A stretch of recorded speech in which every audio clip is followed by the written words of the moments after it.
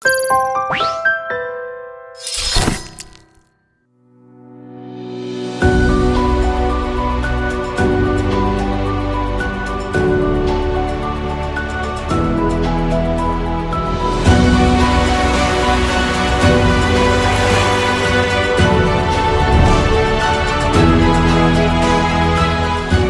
পথে চলতে চলতে আমরা দেখলাম পৃথিবীর বিভিন্ন প্রান্তে ছড়িয়ে থাকা জীবেদের কত অসংখ্য বৈচিত্র্য।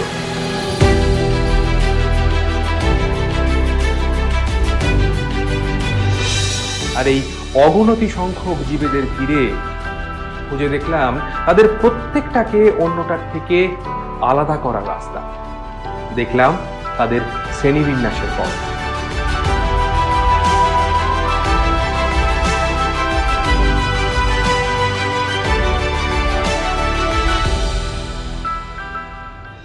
আজকে তাই দেখবার পালা যে শ্রেণীবিন্যাসের এই সুকৌশল পথে অগ্রসর হয়ে কোন জীবটা জীবজগতের কোথায় ঠাঁই করে নিল তাদের নিজের স্থান। হ্যাঁ, আমরা খুঁজবো তাদের ঠিকানা। কিন্তু সেই রাস্তায় এগিয়ে চলার আগে কিছু কি বাকি রয়ে গেল?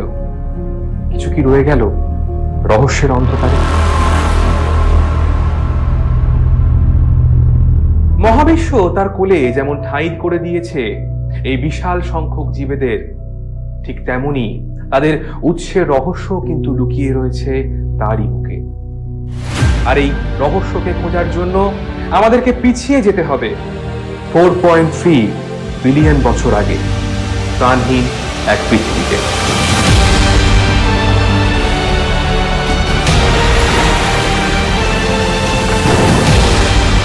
যেখানে সময়ের সাথে সাথে জ্বরের থেকে প্রথম হয়েছিল প্রাণের সঞ্চার, তৈরি হয়েছিল জ্বর আর জীবের প্রথম সম্পর্ক।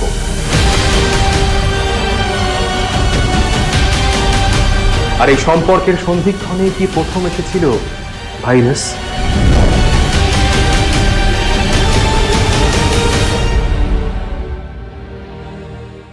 সৃষ্টির আদি রূপে এ পৃথিবী ছিল এক জ্বলন্ত অগ্নিপিণ্ড।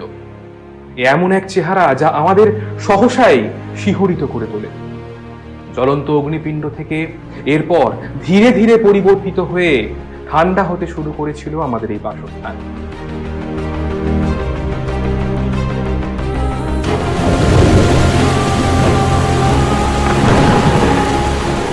জ্বলন্ত লাভার লেলিহান শিখা ধীরে ধীরে শান্ত হতে থাকায় অবশেষে এই পৃথিবীর বুকে জল খুঁজে পেল তার তরল রূপ।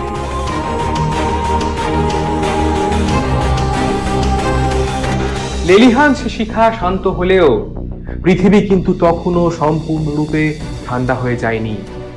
তাই পৃথিবীর বুকে বিভিন্ন জলাশয়গুলোতে তখনও ফুটে চলেছে সমাহিত জলের রাশি।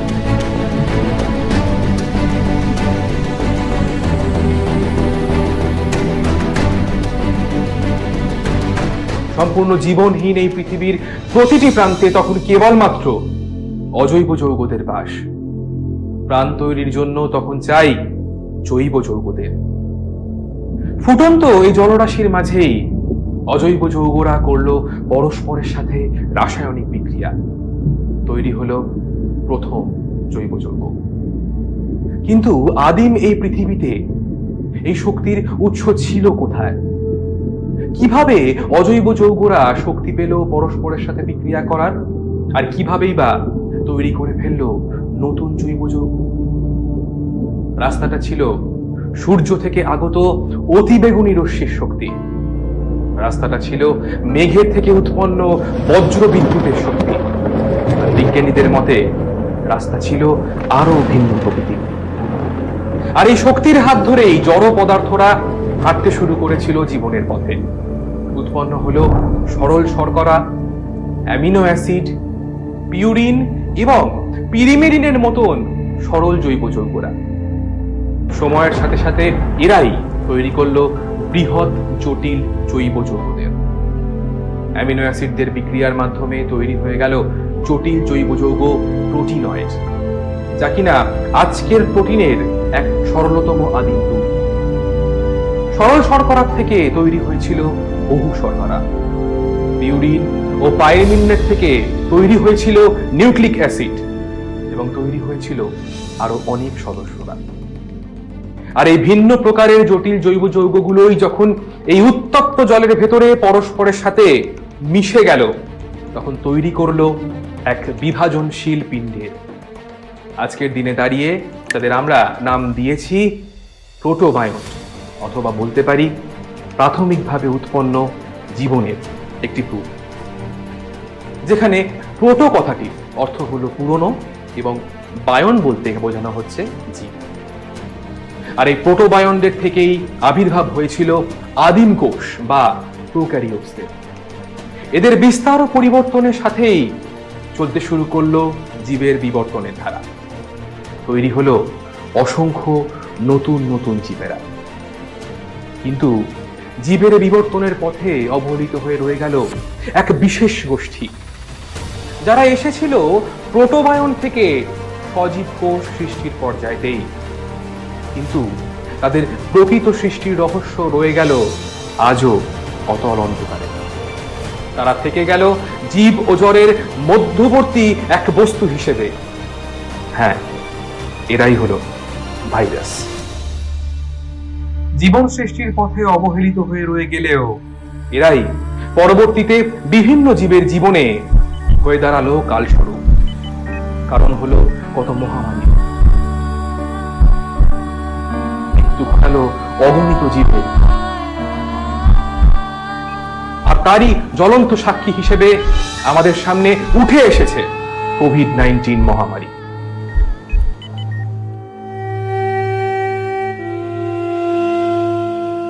আকারে অতীব ক্ষুদ্র হলেও বারবার প্রমাণ করেছে তাদের অস্তিত্ব।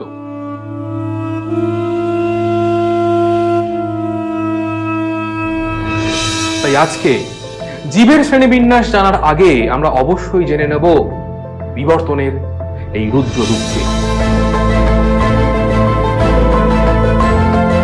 কিরকম গঠন তাদের, কিভাবেই বা তারা হয়ে উঠল এতটা ভয়াবহ। আর এই ভাইরাস সম্পর্কে জানার জন্যই আমরা আবারও ফিরে আসবো পরবর্তী ক্লাসগুলোতে।